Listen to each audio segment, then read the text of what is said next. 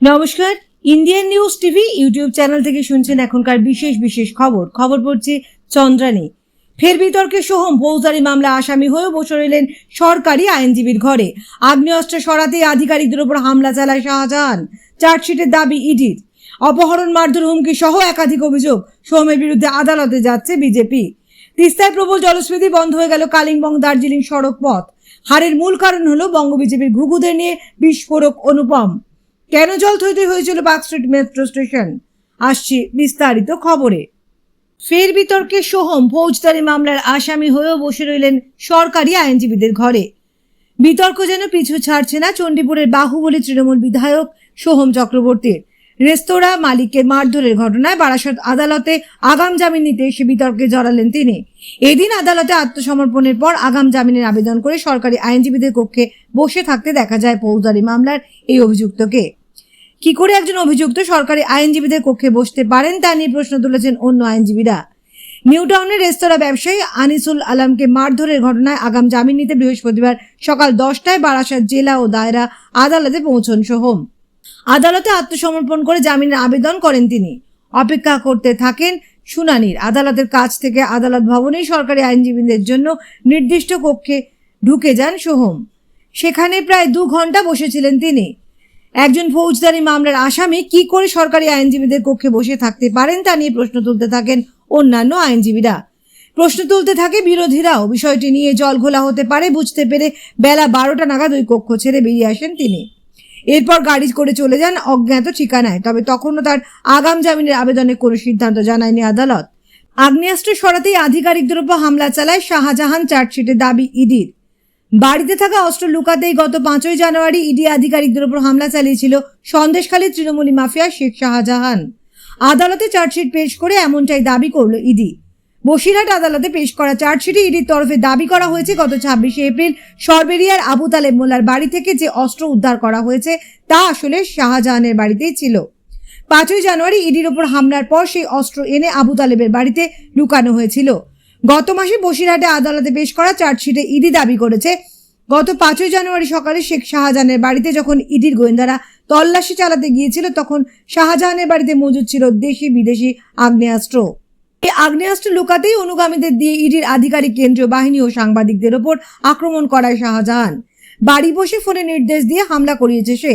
সেই দিনের ঘটনায় 3 জন ইডি আধিকারিক আহত হন। ইডির দাবি ওই দিনের পর অনুগামীদের সাহায্য নিজের বাড়িতে মজুদ অস্ত্র সরবরিয়ার বাসিন্দা তৃণমূলের পঞ্চায়েত সদস্য হাফিজুল খাঁ তার আত্মীয় আবু তালেব মোল্লার বাড়িতে লুকায় শাহজাহান। মাটি খুঁড়ে পেতে দেখা হয় অস্ত্রগুলি। সে কথা জানতে পেরে গত 26শে এপ্রিল আবু তালেবের বাড়িতে তল্লাশিতে যায় ইডি। সেখানে মেঝে ভেঙে উদ্ধার করা হয় 7টি আগ্নেয়াস্ত্র, যার মধ্যে ছিল একাধিক বিদেশি অস্ত্র। ছিল একটি কোল্ট রিভলভার যা শুধু পুলিশই ব্যবহার করতে পারে। অপহরণ, মারধর, হুমকি সহ একাধিক অভিযোগ। সোহমের বিরুদ্ধে আদালতে যাচ্ছে বিজেপি। নিউ টাউনের রেস্তোরাঁ গুন্ডামির পর থেকেই শনির দশা চলছে অভিনেতা তথা তৃণমূল সাংসদ ও সোহম চট্টোপাধ্যায়ের।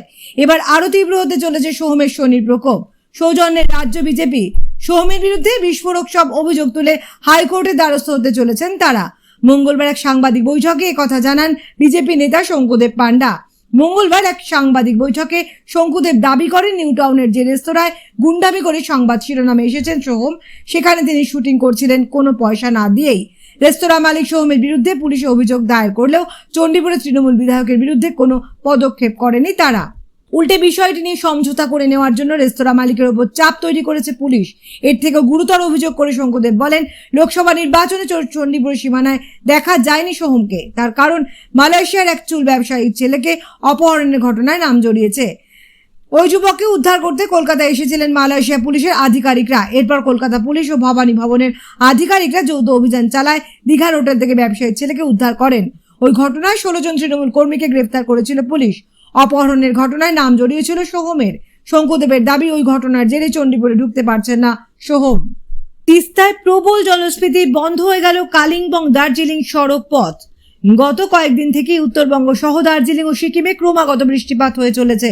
বৃষ্টিপাতের ফলে উত্তরবঙ্গের বিভিন্ন নদীগুলি প্রবল জলস্ফীতি হয়েছে। গত রবিবার ধসের কারণে সিকিমে প্রচুর ক্ষয়ক্ষতি হয়েছে। 9টি বাড়ি ধসে গিয়েছে, মৃত্যু হয়েছে 3 জনের। গতকাল সারাদিন ধরে উত্তর সিকিমে ভারী বৃষ্টিপাত এবং গতকাল রাতেও সিকিম সহ দার্জিলিং পাহাড়ের বিভিন্ন অংশে ভারী বৃষ্টিপাতের জন্য তিস্তায় জলস্ফীতি হয়েছে। এই জলস্ফীতি মনে করিয়ে দেয় গত 4 অক্টোবরে তিস্তার ভয়াবহ রূপকে। তিস্তা বাজারের কাছে কালিম্পং থেকে দার্জিলিং যাওয়ার রাস্তা বিপজ্জনক হয়ে যাওয়ায় কালিম্পং থেকে তিস্তা বাজার হয়ে দার্জিলিং যাওয়ার রাস্তা বন্ধ করে দিয়েছে প্রশাসন। তিস্তা বাজার গেলখোলা সহ বিভিন্ন জায়গায় রাস্তার উপর তিস্তার জল চলে এসেছে। বেশ কিছু বাড়িও তিস্তার চরে বিপজ্জনক অবস্থায় রয়েছে। গতকাল রাত থেকেই পুলিশ মাইকিং করে এইসব অঞ্চলে বসবাসকারী মানুষদের সাবধান করে দূরে সরিয়ে দিয়েছে। গত তিস্তার যা অবস্থা তাতে এখন এবং ক্রমাগত বৃষ্টির ফলে বিভিন্ন অংশে বেশ কিছু জায়গা বাড়িঘর ডুবে আছে। বৃষ্টি না কমলে ভয়াবহ আকার ধারণ করতে পারে। স্থানীয় পুলিশ প্রশাসন, সিভিল ডিফেন্স এবং এনডিআরএফ এর দলে যে কোনো দুর্যোগ মোকাবিলার জন্য সর্বদাই প্রস্তুত আছে। হারের মূল কারণ হলো বঙ্গ বিজেপি ঘুঘুদের নিয়ে বিস্ফোরক অনুপম। বাংলায় বিজেপি তথা গোটা দেশের প্রত্যাশিত আসন পায়নি ফের বিস্ফোরক অনুপম হাজরা।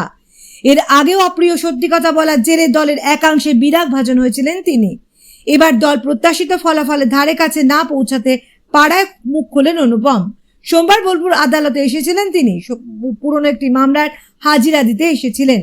সেখানে সাংবাদিকদের প্রশ্নের উত্তরে তিনি দিলীপ ঘোষের প্রসঙ্গে বলেন, যে মানুষ যেখান থেকে জিতে আসেন তাকে বদলাতে নেই। দিলীপ দাকে কেন অন্য জায়গায় দেওয়া হলো বুঝলাম না। দিলীপ দাকে তো ধরে বেঁধে হারানো হয়েছে মনে হচ্ছে।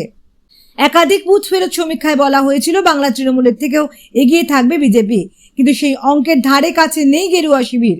গোটা বাংলা জুড়ে বিজেপির ভোট ম্যানেজারদের ভূমিকা নিয়ে বড় প্রশ্ন উঠেছে। আর বিজেপির এই ফলাফলের প্রসঙ্গে অনুপম বলেন, আমি তো বলেছিলাম 2 অঙ্কের ঘরে পৌঁছবে কিনা, কোনো মতে টেনে টুলে 2 অঙ্ক ছুঁলো। হারের মূল কারণই হলো পুরনো লোককে নামানো হয়নি, তাদের বসে থাকাটা একটা বড় কারণ। বোলপুর, বীরভূম, আসানসোল, পূর্ব বর্ধমান, যাদবপুর, বাঁকুড়ায় বিজেপির প্রার্থী হেরেছে কারণ পুরনো কর্মীরা সব বসে থেকেছেন, কেউ যোগাযোগ করেনি তাদের সঙ্গে। সেই সঙ্গে বঙ্গ বিজেপির একাংশকে এক হাত নিলেন অনুপম হাজরা। অনুপম বলেন, যে 2-3 জন বঙ্গ বিজেপিকে চালান তারাই এর জন্য দায়ী।